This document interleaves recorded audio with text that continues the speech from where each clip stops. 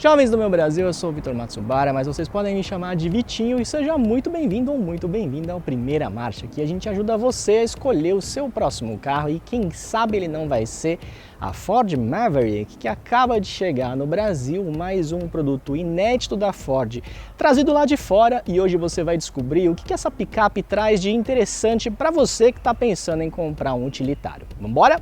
A Maverick é um dos lançamentos mais importantes da Ford nos últimos anos e está fazendo bastante sucesso lá nos Estados Unidos, onde ela é considerada uma picape compacta, mas para os nossos padrões ela é muito mais do que uma picape compacta. Ela talvez se encaixaria no mesmo segmento no qual fazem parte hoje Renault Duster, Oroch e Fiat Toro, embora a Maverick seja de fato um pouco maior do que a picape da Fiat. Ela também está inserida em outra faixa de preço, né? Ela vai ser vendida aqui no Brasil só nessa configuração chamada Lariat FX4, que traz tração integral e outros itens bem interessantes que você vai ver hoje. O desenho é esse estilo mais quadradão, bem estilo americano, e ele é derivado do Bronco. Afinal de contas, tanto o Maverick quanto o Bronco utilizam a mesma plataforma e são produzidas na mesma fábrica.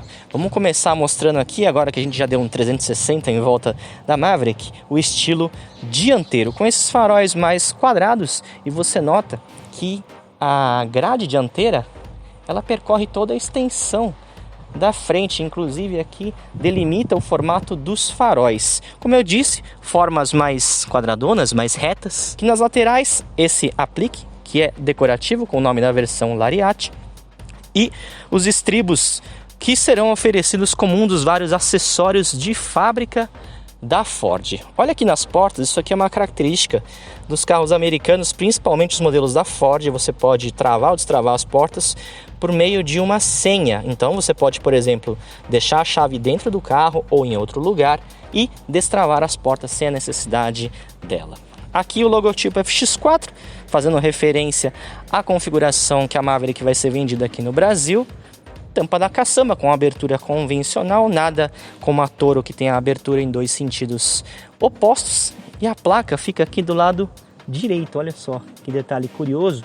Aqui no meio já tem um encaixe para o engate, que afinal de contas uma picape americana tem que ter todo esse suporte, todos esses acessórios, né? Protetor de caçamba, e a Maverick também pode vir com alguns acessórios bem interessantes. Mas agora é hora da gente olhar o interior da picape da Ford.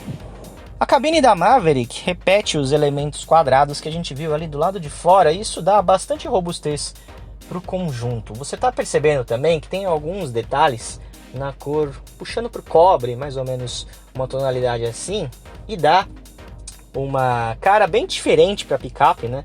Um estilo mais sofisticado. Combina até inclusive com esse revestimento dos bancos na cor caramelo com preto. Achei muito bonito. Bem elegante, bem sofisticado e confere muita personalidade para a Maverick, né? Quem está acostumado com os carros da Ford vai se sentir à vontade aqui dentro, inclusive para manusear o computador de bordo aqui no painel de instrumentos, que não é totalmente digital, tem essa tela de TFT bem grande, mas os mostradores são analógicos. Todas as funções básicas estão aqui. Aqui no volante também alguns comandos básicos do sistema de som, também computador de bordo, piloto automático que não tem função adaptativa, tá? E comando de voz. O volante é o mesmo do Bronco, só que a diferença é que aqui a gente tem o oval azul da Ford em vez do cavalinho do Bronco.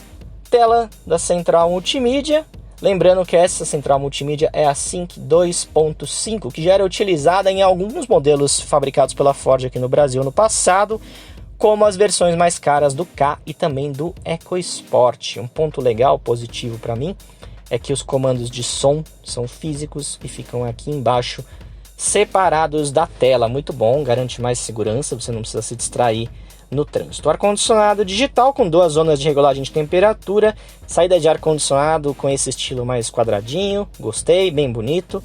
Botão de partida no motor aqui embaixo e também um pouquinho mais para baixo, olha só. Aqui a gente tem 2 entradas USB, uma do tipo USB-C. E esse botão no meio, ele abre a janela traseira deslizante da cabine. O carro americano tem muita comodidade, assim como também tem bastante porta-objetos aqui Temos dois do lado direito, essa bandeja do lado esquerdo para carregamento de celular por indução. Aqui no console central a gente tem a manopla do câmbio, que é do tipo giratória, bem parecida com a do Bronco e também de outros modelos recentes que foram vendidos pela Ford aqui no Brasil, como por exemplo o antigo Fusion. Porta-copos, mais um nicho aqui de porta-objetos. Aqui do lado direito, mais para frente, porta-objetos também bem generosos, e à esquerda a bandeja para o carregamento de celular por indução. Perto da manopla do câmbio nós temos o botão do freio de estacionamento eletrônico e mais alguns botões aqui que comandam algumas funções principais da Maverick, como por exemplo o seletor de modos de condução, que é esse primeiro botão na parte superior à esquerda, o botão que desativa o controle de tração, o botão que desativa ou ativa o sistema Start-Stop e o controle de velocidade em descidas, um recurso bem útil para você utilizar no fora de estrada, principalmente em pisos com baixa aderência. Os bancos têm esse revestimento aqui numa cor bem bonita, uma combinação bem legal de caramelo com preto na parte de trás. Para mim, nada mais americano do que esse acabamento bem bonito, né? Bem elegante aqui na Maverick. E agora vamos lá comigo pro banco de trás. Já devidamente instalados no banco de trás da Maverick, o banco dianteiro está regulado para mim, eu tenho 1,67 m, sobra bastante espaço para os joelhos. Aqui no centro a gente tem duas entradas USB, uma do tipo USB-C e nada de saída de ar-condicionado para os passageiros de trás, hein? Podia ter, né? Uma falha. Bastante plástico aqui, mas é um plástico de boa qualidade, assim como lá na parte dianteira, e luzes de cortesia só no centro. A Maverick ela é uma picape que foi feita para ser uma opção de entrada no mercado americano, então por isso que ela não tem alguns itens que a gente poderia considerar de uma picape de luxo, né? Ou melhor, quase alto luxo aqui no nosso mercado.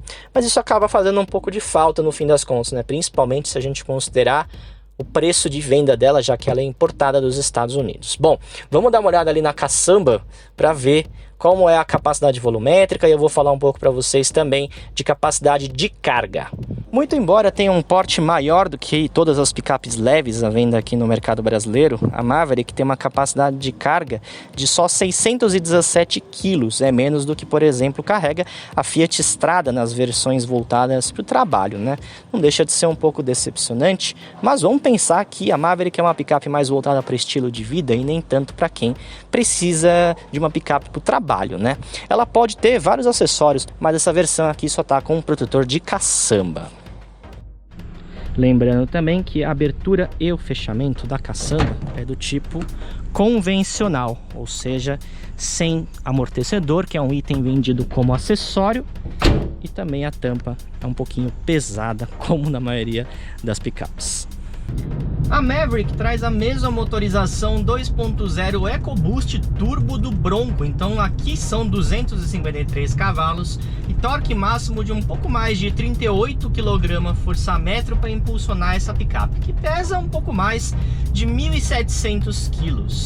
São números bem promissores, né? E é exatamente isso que você vê na prática. O desempenho é justamente uma das principais qualidades da Maverick. As arrancadas, retomadas são feitas sem cerimônia alguma. Segundo a Ford, ela vai de 0 a 100 km por hora em 7,2 segundos e chega à velocidade máxima de 175 km por hora, essa marca limitada eletronicamente.